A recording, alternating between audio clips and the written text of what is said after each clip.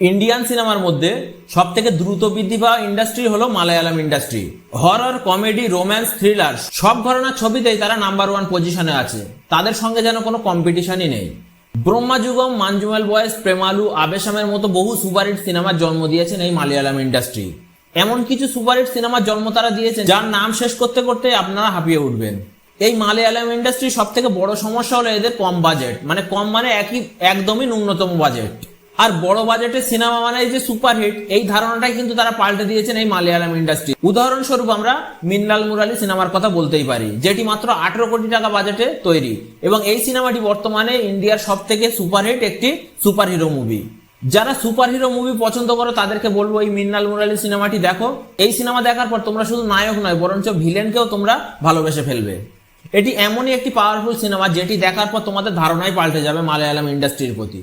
তো এই অভিনেতারই আরেকটি সিনেমা এই সপ্তাহে রিলিজ হয়েছে, যেটি মাত্র 30 কোটি টাকা বাজেটে তৈরি হয়েছে এবং যেটি 700 কোটি টাকা বাজেটে তৈরি আদিপুরুষকেও হার মানিয়ে দিয়েছে। ARM সিনেমাটি যেমন ছোট নাম এবং সিনেমাটি যে এত বড় কাণ্ড করবে সেটি কেউ ধারণাও করতে পারেনি। মাত্র 30 কোটি টাকা বাজেট নিয়ে ডাইরেক্ট হলিউডকে চ্যালেঞ্জ করা মুখের কথা নয়। তুম্বার এখন আবার রিলিজ হয়েছে এবং এই সিনেমাটি এখন যারা দেখছে তারা ভাবছে যে মাত্র 15 কোটি টাকা বাজেটে তৈরি একটি সিনেমার কোয়ালিটি এত সুন্দর, এবং সিনেমাটির কোয়ালিটি এবং ভিজুয়াল এফেক্ট জাস্ট অসম্ভব সুন্দর। তো তুম্বার রিলিজের 6 বছর পর 2024 সালে মাত্র 30 কোটি টাকা বাজেট দিয়ে এমন একটি সিনেমা, এমন ভিজুয়াল এফেক্ট, তো এমন অ্যাডভেঞ্চার লেভেল ও এমন ভিএফএক্স তৈরি করা শুধুমাত্র মালায়ালাম ইন্ডাস্ট্রির পক্ষেই সম্ভব। তো সিনেমাটির মধ্যে স্পেশাল কি আছে? এর মধ্যে স্পেশাল বলতে সিনেমাটি শুরুতেই ভগবান হাজির হয় গল্প শোনাতে। তো ভাবো পরবর্তীতে কি হবে। ARM একটি অ্যাডভেঞ্চার সিনেমা যার কনসেপ্ট মিলে যায় সম্পূর্ণ কার্তিকেয়া 2 সঙ্গে। এমন একটি জিনিস খোঁজার কাজ শুরু হয় এবং যেটি শেষ হয় সোজাসুজি ভগবানের হাত ধরে। সেই জিনিসটির ঘটনায় ARM কে শক্তিশালী করে তোলে। কিভাবে সেটিকে পৃথিবীতে আনা হলো এবং কিভাবে ভগবান সেটিকে মানুষের হাতে তুলে দিল সেটিই দেখানো হয়েছে এই সিনেমাতে। যে জিনিসটি এই সিনেমাকে অন্য সব সিনেমার থেকে একদম আলাদা করেছে সেটি হলো একটি সিনেমায় 100 বছর পর্যন্ত ঘটনার টাইম লাইন রাখা। সিনেমাটির নাম ARM।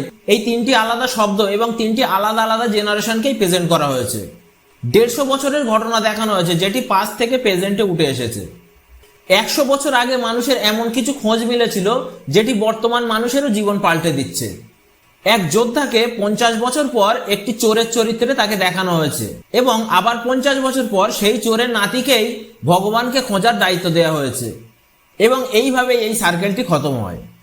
শুনেই যখন এতটা ইউনিক লাগছে তখন দেখার সময় কেমন অনুভূতি হবে তোমরা আইডিয়া করতেই পারো।